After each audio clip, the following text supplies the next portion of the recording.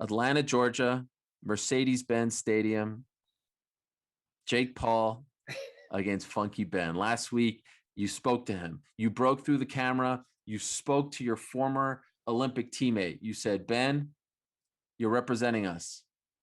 Show him what you got. Use your wrestling. Play a little dirty. Do your thing. Unfortunately, 159 of the first round. Goodness.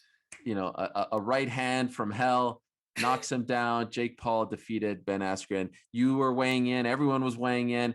It was the talk of the combat sports world. It was talk of the sports and entertainment world. Here we are 2 days removed. And I'm just going to ask a simple question, and it's a complex one. And I know you could go in a million different directions. How do you feel about what happened Saturday night as Jake Paul, the YouTuber, knocked out one of the greatest collegiate wrestlers of all time, one of the greatest American sportsmen of all time? This is the problem with what happened last weekend, because all of those superlatives are true, right? Ben was one of the better wrestlers that we've had.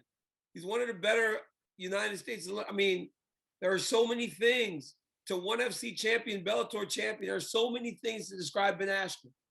The one thing he isn't is a boxer, and we all knew that. But I mean, what a spectacle. I mean, what a spectacle on Saturday night. Which part? Are you talking about Ben's physique? The whole entire are you talking about the whole thing, from Pete Davidson interviewing to the YouTube people, to the TikTok stars, to the drugs on TV, to the robot, to Justin Bieber singing, to all the concerts. It was a 10-hour pay-per-view. It was a 10-hour pay-per-view with all the concerts and everything included. But I mean, when you get to Frank Mir fighting against Steve Cunningham, Regis Prograis, I mean, they mixed a real boxing match in between all that. Between which ended in controversy, by the way. Which ended in controversy. Yeah. That dude, people want to talk about Aljamain Sterling. I mean, come on. This dude, this dude was acting. But they mixed in a real fight between these two fights. Let's get to Ben. First off,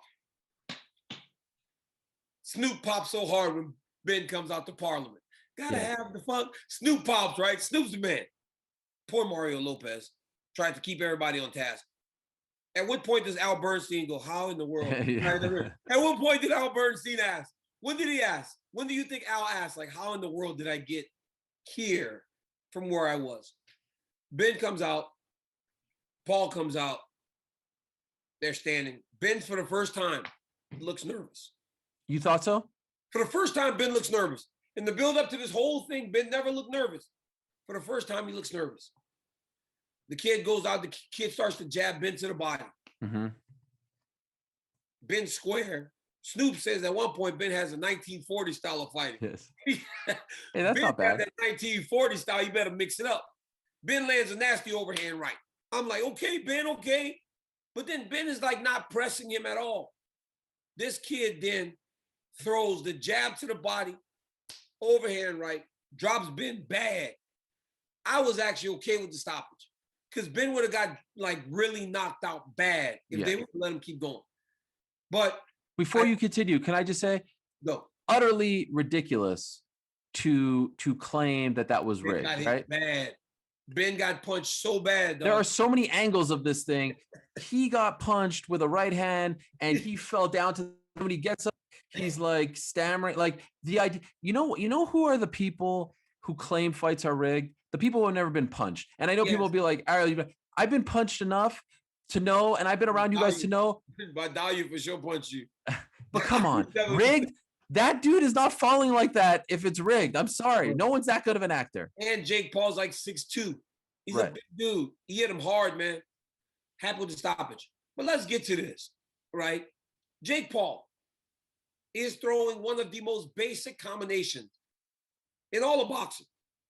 He throws the jab to the body and he throws the overhand right.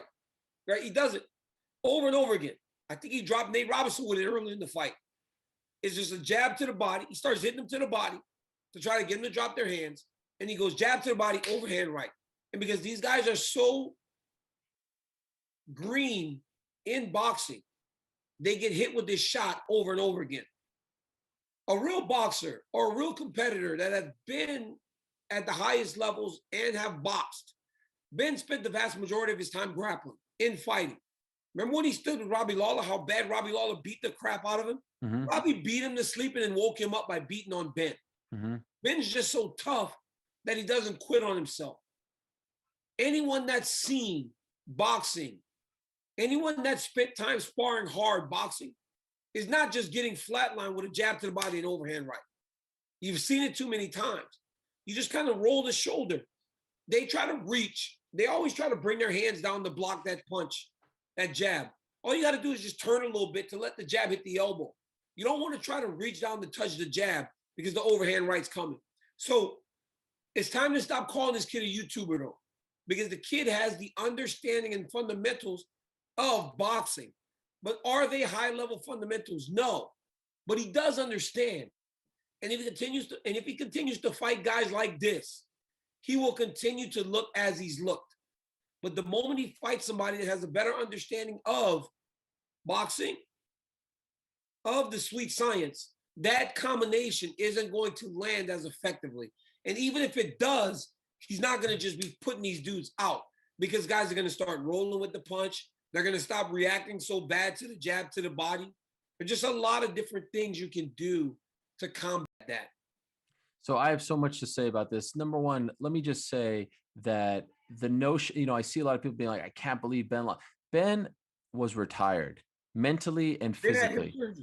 Ben had hip surgery in August, 7 months ago. The guy was done. He didn't go out looking for this fight.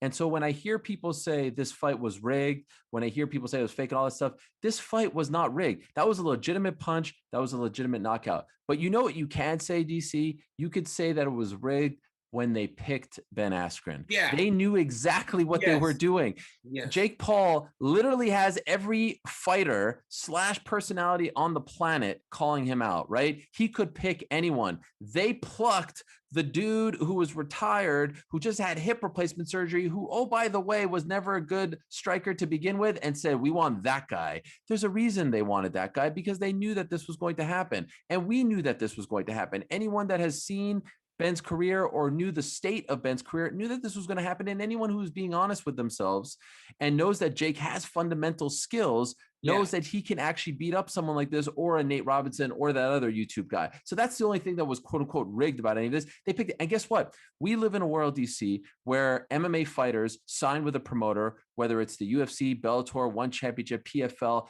and in large part, the promoter tells them, here's your next assignment. This guy is his own promoter. So he is going to keep doing this. I see smart people saying, like, when are you going to fight a real guy? Why should he fight?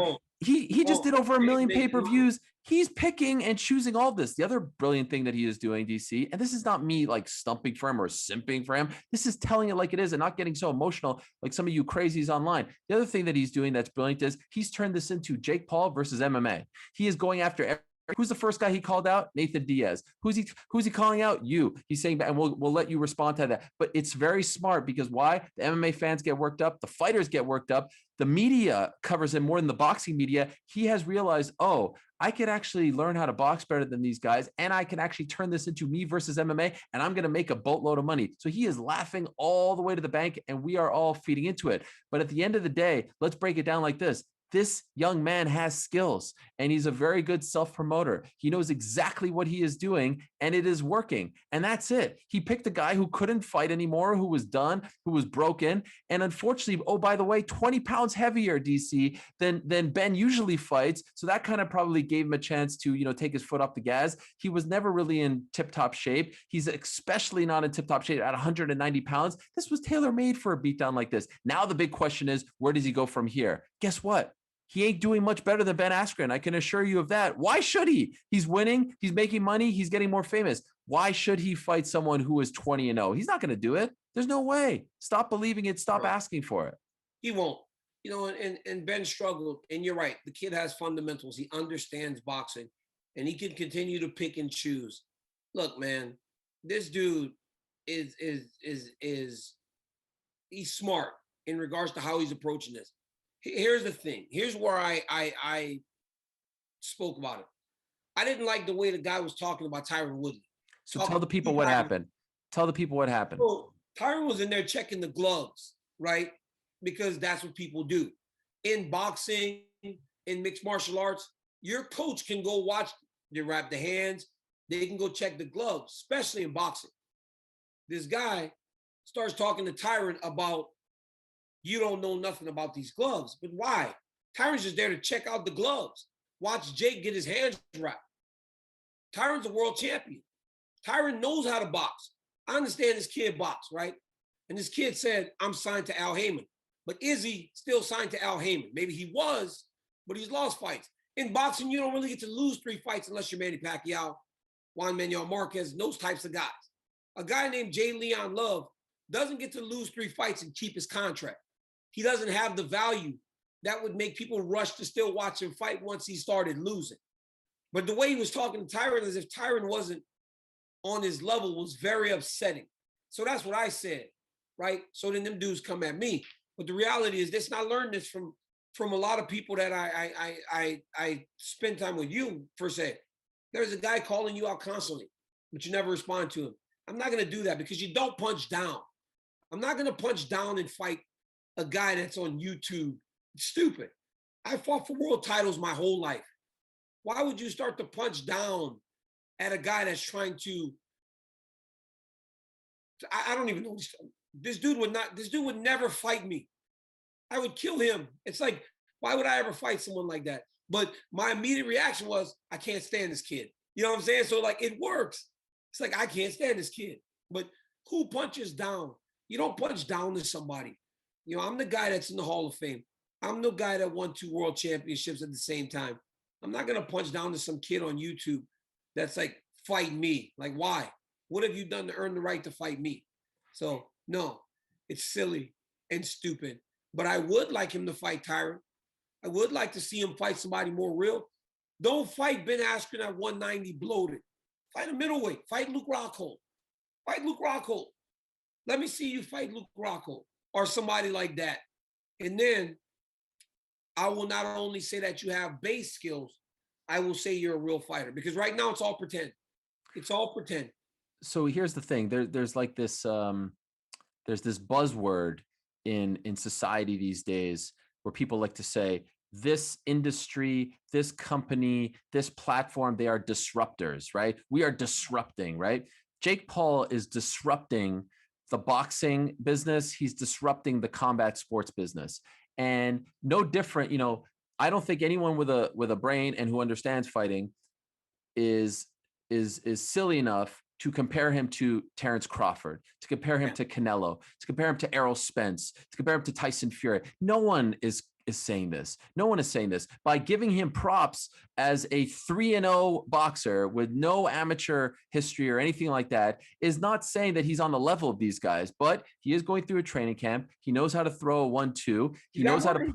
Hey, he's also got money. So he doesn't have, the dude has made a lot of money doing what he does. So he can just train. He doesn't have to worry about anything outside of training. He can hire nutritionists. He can get the best coaches. He can get all those things that we can get as world champion. And there's a lot of jealousy out there. And a lot of MMA fighters are jealous because they're like, look at the money, look at the fame, look at the notoriety, look at all this stuff. And I'm here, you know, struggling to make 10 and 10. So I get why people are upset and why they're all forming a queue to fight this guy.